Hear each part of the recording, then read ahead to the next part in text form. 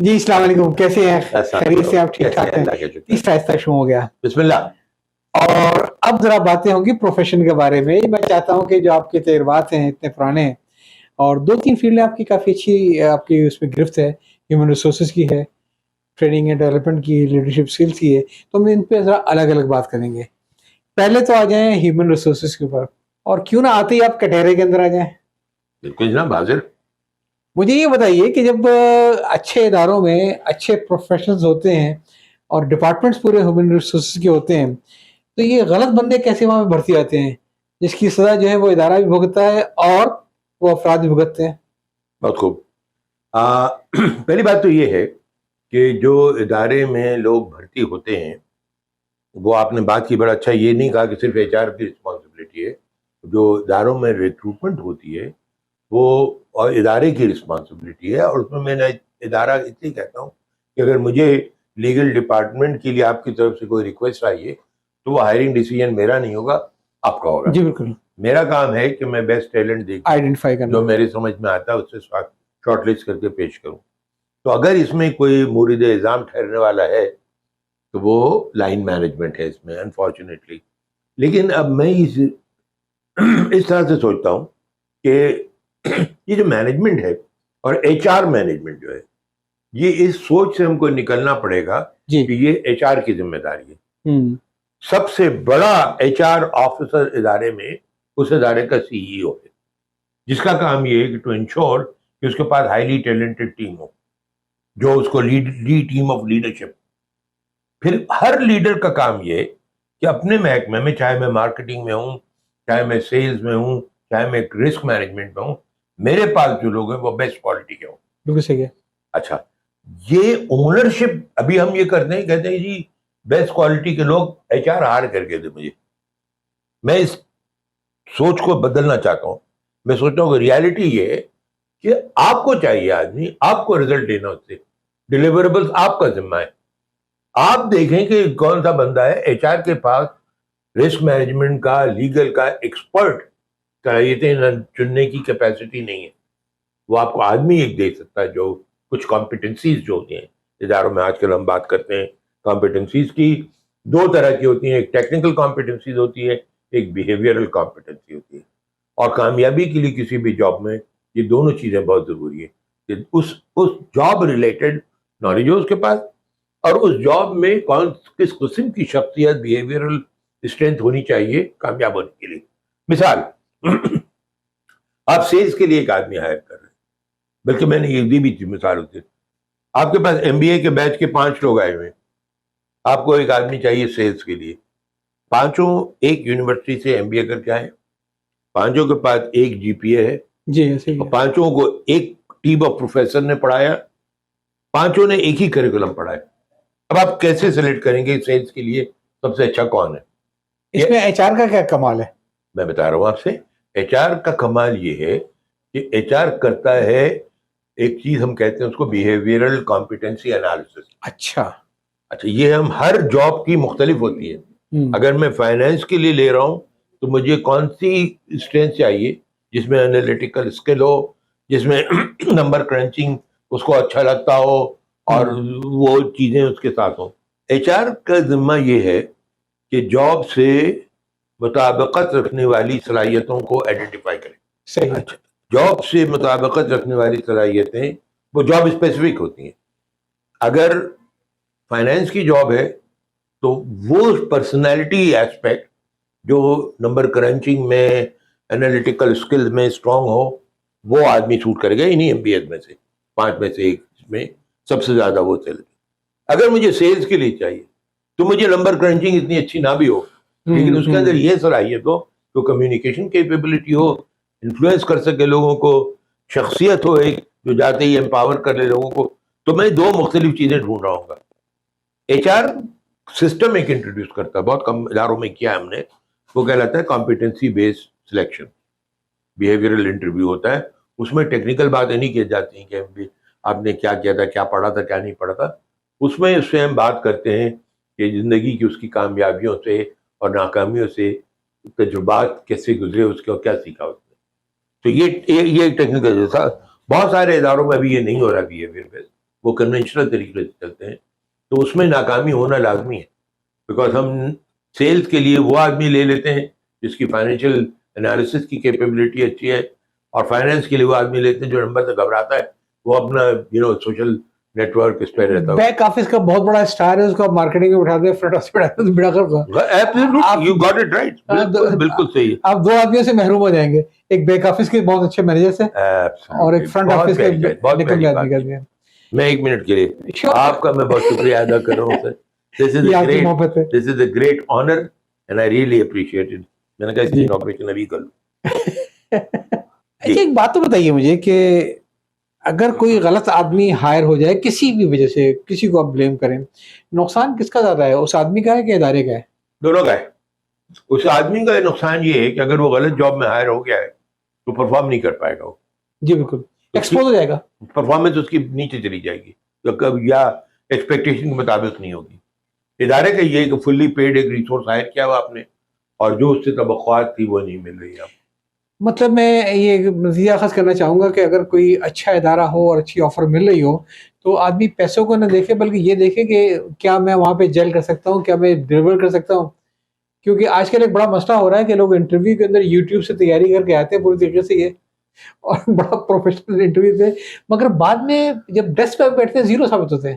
بالکل صحیح کہہ رہے ہیں آپ، یہ بہت بہت امپورٹنٹ بات ہے، بیکاز وہ پورا انٹرویو کا طریقہ سکھاتے ہیں کیسے بولنا ہے، کیا کرنا ہے، تو اوریجنل شخصیت سامنے نہیں آتی ہے، وہ سیکھی سکھائے ایک جو سامنے آتا ہے. بات یہ ہے کہ اگر ادارے کا سلیکٹ کرنے کے وقت کس ادارے میں کام، آپ نے 2 چیزیں ملا دی ایکچولی.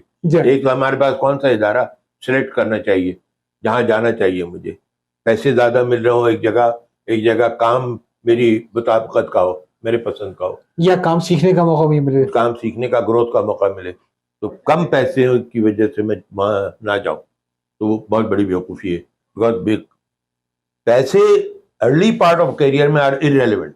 جی بالکل، ارلی پارٹ میں آپ 2 چیزوں کی کوشش کرتے ہیں، سیکھنے کی کوشش کرتے ہیں، اور ایک چیز ہے جو میں آج کل سب بچوں کو بولتا ہوں، برانڈنگ پہ، اپنی سیلف برانڈنگ پہ.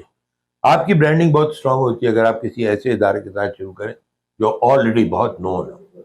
جیسے کوئی فریش ایم بی آیا، اس نے پاک کویت میں آ کے کام شروع کر دیا، اب اس کو کہیں جاب دینے کی، یا میزان میں اس کو بینک میں انٹرویو میں یہ بتانے کی ضرورت نہیں کہ میں کون سے ادارے میں کام کرتا ہوں. میزان میں کام کیا ہے، 5 سال کام کیا، رسک مینجمنٹ میں 70-80% سولڈ ہو گیا. تو وہ سیکھنا اور سیلف برانڈنگ یہ 2 چیزیں ہیں، اور اس میں پیسے کو نہیں دیکھنا چاہیے. بہت معذرت، میں تھوڑا سا اس میں ایک آپ سے یہ سمجھنا چاہوں گا کہ برانڈنگ اپنی جگہ پہ ہے، لیکن سیکھنے کے مواقع بڑے اداروں میں زیادہ ملتے ہیں جہاں آلریڈی سارے مینول پروسیجرز SOPs بنے ہوں، یا چھوٹے اداروں میں بندے لوگوں کو ملتے ہیں. میرا جو اپنا تجربہ ہے وہ یہ ہے کہ چھوٹا ادارہ جب گرو ہو رہا ہوتا ہے تو وہاں پہ بہت زیادہ ڈائیورسفائڈ تجربے ہوتے ہیں اور بہت زیادہ سیکھنے ملتے ہیں. اور بلکہ جیک ما نے کہا بھی تھی بات بڑے زور دے کے، علی بابا والے، کہ بھئی کیریئر کا آغاز ہمیشہ آپ چھوٹے ادارے سے کریں کیونکہ وہاں پہ آپ زیادہ گرو کر سکتے ہیں. بڑے ادارے میں تو نمک درکار نمک. آپ کی کیا رائے اس بارے میں؟ اچھا میں آپ کو بتاؤں، جیک ما تو خیر سیلف میڈ آدمی ہے، اس کی اپنی آبزرویشن ہے. بڑے اداروں میں کام کرنے میں فرق یہ ہے کہ وہاں پہ بڑے سسٹم آلریڈی، اسپیشلی میں مثلاً کہوں آپ سے کہ ملٹی نیشنل میں کام کر رہے ہیں، اگر آپ کو ملٹی نیشنل میں موقع مل رہا ہے کام کرنے کا تو آپ کو ان سسٹم، ورلڈ کی بیسٹ کلاس سسٹم سے اور پروسیسز سے سیکھنے کا موقع ملے گا.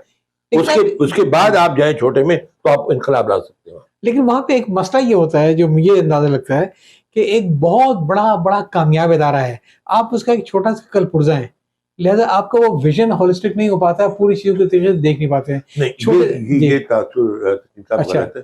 میں نے 2 ملٹی نیشنل میں کام کیا، ایک ایکسون میں جو ایسو فرٹیلائزرز تھی امریکن کمپنی، دوسرا امریکن ایکسپریس بینک میں، پاکستان میں بھی، سنگاپور میں بھی 2 سال.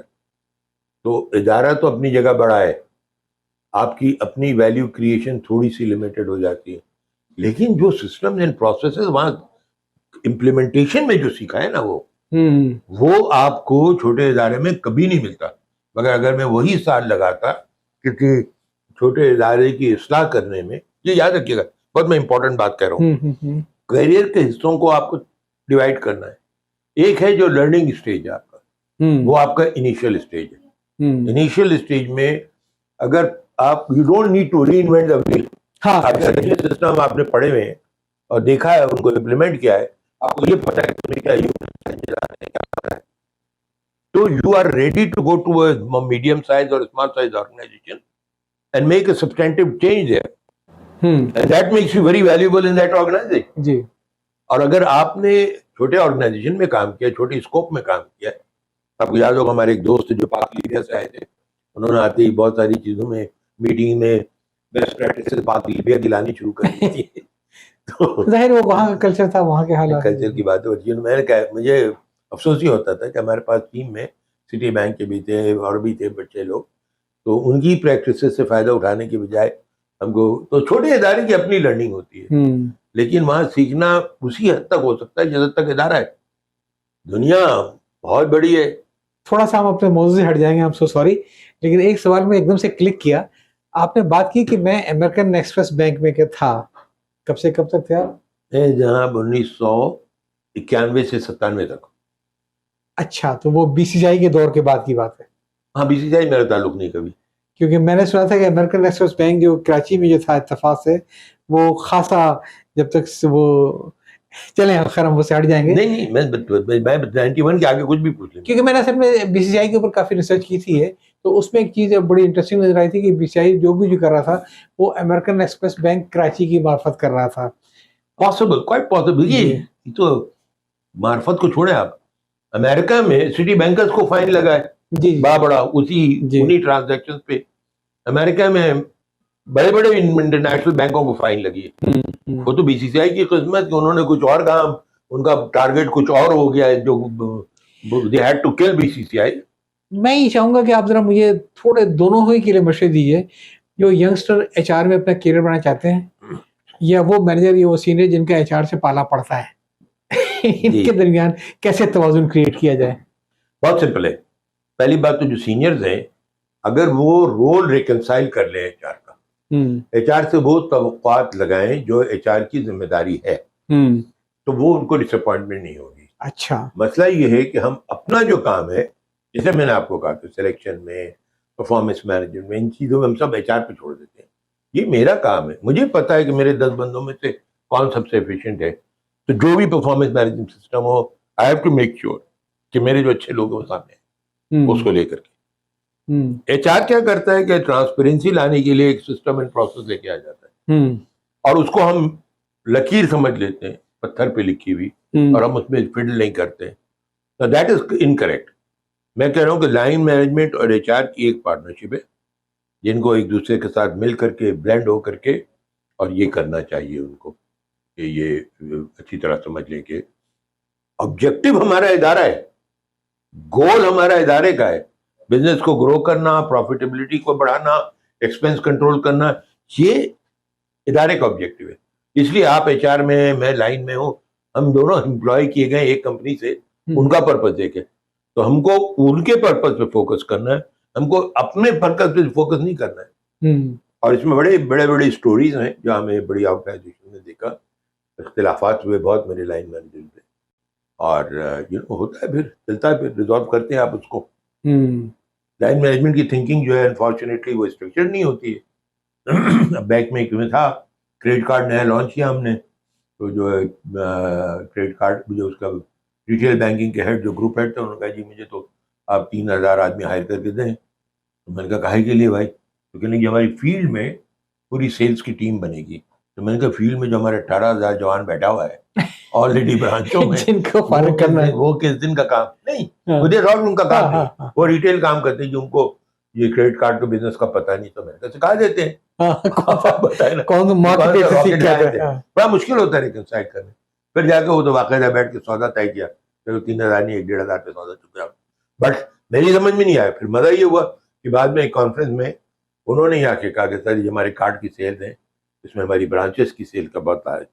وہ جو ٹیم آئی یہ تھی جو ایکسپرٹس کی بیچنے کے لیے, دے آر آل تماشا ہے جی. تو وہ ایچ آر بیلنس لے کے آتا ہے وہاں پہ. اچھا ظفر صاحب, مسئلہ یہ ہے کہ جب کوئی غلط بندہ ہائر ہوتا ہے تو ادارے کے پاس تو ایک کوشچن اویلیبل ہے, اس کا پروبیشنری پیریڈ ہے, ایک آدھ دفعہ نوٹس دیا اور فارغ کر دیا. رسک تو اس امپلائی کا ہے نا, نہ ادھر کے رہے نہ ادھر کے رہے. تو ایک ایسا ینگسٹر جو کسی اچھے ادارے میں جا رہا ہو, تو جانے سے پہلے وہ کیسے دیکھیں کہ یہ میرا پیس آف کیک ہے بھی کہ نہیں ہے, اور جس ادارے کو میں جوائن کر رہا ہوں یہاں پہ جو لوگ ہیں وہ میرے کیریئر کی گرومنگ میں میرا ساتھ دیں گے نہیں دیں گے, یا وہ جو مجھ سے ایکسپیکٹیشن رکھتے ہیں وہ پوری ہوگی نہیں ہوگی. ایک فلاورلی قسم کا سی وی بنا لینا اور بڑے یوٹیوب والے انٹرویو نہیں, دینا. وہ تو بالکل I agree with you G.